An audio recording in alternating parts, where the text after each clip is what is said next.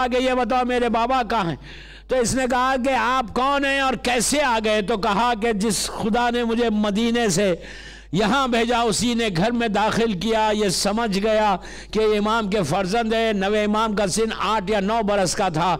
जैसे इमाम हुजरे में दाखिल हुए और आखिरी वक्त था गरीब इमाम का, गरीब इमाम ने जैसे ही अपने बेटे को देखा हाथों को फैला के सीने से लगा लिया।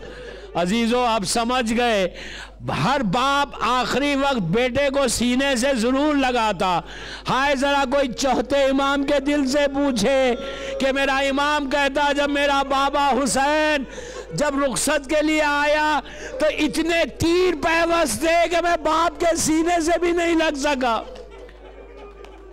हाय वो मेरा मौला हुसैन। अजीजों गरीब इमाम ने नवे इमाम को सीने से लगा लिया।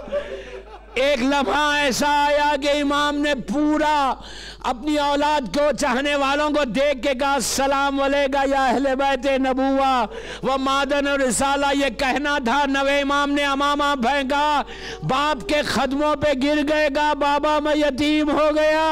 अजीजों जो चाहने वाले थे उन्होंने नवे इमाम को बड़े कम सिन है, 7-8 साल का सिन है, बड़ी मोहब्बत से बाप की मैयत से जुदा किया। ये दुनिया का दस्तूर है कि जब बेटा बाप की मैयत पे लेट के रोता है तो इसी तरह हटाया जाता। हाय करबला की सकीना बाप के पामाल लाशे से लिपटी है, शिबिर तमाचे मारता है और बच्ची तड़प के कहती है बाबा मेरे रुखसार नीले हो गए, मेरे कान जख्मी हो गए। बस अजीजों नवे इमाम ने बाबा को गुस्ल दिया, कफन पहनाया, नमाज पढ़ाई और उसके बाद इमाम मदीना चले गए। बड़ी इज्जत के साथ 8वें इमाम का ताबूत उठा। मैं हाथों को जोड़ के इतना बोलूं, मौला वतन से दूर शहीद हुए, गरीबुल वतन शहीद हुए, लेकिन मौला आपको गुस्ल तो दिया गया, कफन तो पहनाया गया, नमाज हुई, बड़ी इज्जत के साथ ताबूत उठा। जरा कोई चौथे इमाम से पूछे जो बाप के लाश पे खड़े रहकर कह रहा था कि भूपी अम्मा अरे मैं जवान बेटा हूं और अपने बाप को दफन भी नहीं कर सकता। बीबी ने मदीने का रुख किया, कहा नाना ये तेरा हुसैन है जिसका लाशा पामाल हो चुका। बस मैंने मजलिस खत्म कर दी। अजीजों इमाम को मशहद मुकद्दस में दफन किया गया। अल्लाह हमको ज़ियारत नसीब हो जल्द से जल्द मौला की। अब दिन गुजरे, इमाम की एक बहन थी बीबी फातिमा जो मदीने में थी। आपको मालूम है इस्लाम में 2 खानदान अहले बैत में 2 बीबियां ऐसी हैं जिन्होंने अपने भाई से बहुत मोहब्बत की। एक मासूमा खुम और 8वें इमाम, एक मेरी शहजादी ज़ैनब और मेरा मौला हुसैन।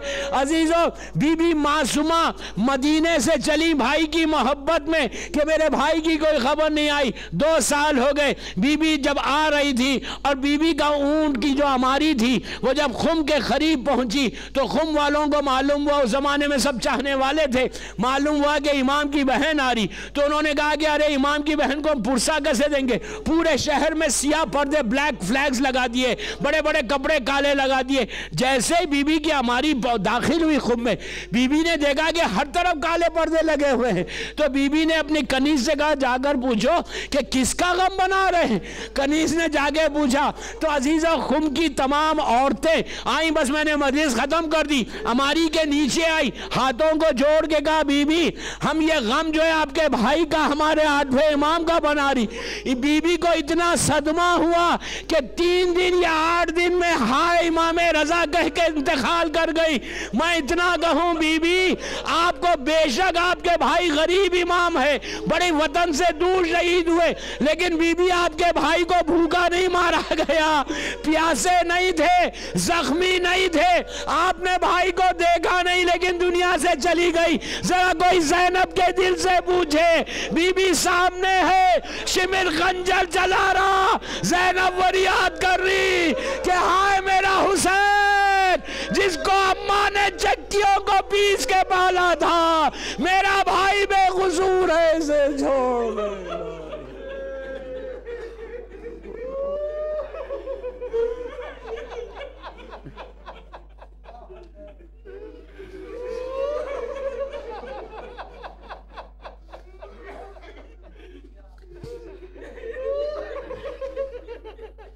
परवरदिगार गरीब इमाम का वास्ता इन आवाज़ों पे तो अपनी रहमत को नाजिल फरमा। सब मिल के आमीन। परवरदिगार गरीब इमाम के सदक़े में हमारी इस मजलिस को कबूल कर ले। सब मिल के आमीन बोली। ये मजलिस हम सब के लिए बख्शिश का सहारा बन जाए। हम सबको गरीब इमाम की ज़ियारत नसीब हो। हम सबको सारे मासूमीन की और अल्लाह तेरे घर की ज़ियारत नसीब हो। इस वक्त सारी दुनिया मेरे मौला हुसैन की ज़ियारत को गई हुई है। अल्लाह मेरे मौला हुसैन के ज़ायरीन की जान माल इज़्ज़त आबरू की हिफाजत फरमा।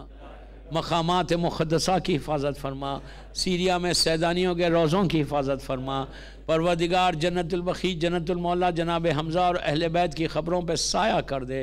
दुश्मनान आज़ादारी को नीज़ तो नाबूद कर दे। इस्लाम के परचम को सरबलंद फरमा। मौला हुसैन के और गरीब इमाम के सदक़े में हमारी इस आज़ादारी को कबूल फरमा ले। ये आज़ादारी बीबी फ़ातिमा के दिल को सुकून पहुँचे। हमको सादत दे कि हम ज़्यादा से ज़्यादा अपने मौला हुसैन का जिक्र करें। सब मिल के आमीन बोलिए। और जब भी ज़िक्र हुसैन करें उस ज़िक्र को बीबी फ़ातिमा की बारगाह में कबूलियत तक पहुँचा दे। अल्लाह जहाँ जहाँ मेरा मौला का चाहने वाला है उसकी जान माल इज़्ज़त आबरू की हिफाजत फरमा। हमारे सारे मरहूमीन को बख्श दे। जो रिस्क के प्रॉब्लम्स में उनके रिस्क के दरवाजे खोल दे। जो बीमार हैं उन्हें सेहत कामिला अता फरमा। मेरी वालिदा बीमार है, अल्लाह उनको भी सेहत दे दे। परवरदिगार कोई गम मत दे सिवाय गम हुसैन के। और हम जो लब्बैक या मेहदी बोल रहे अल्लाह इस लब्बैक को मेरा इमाम कबूल कर ले।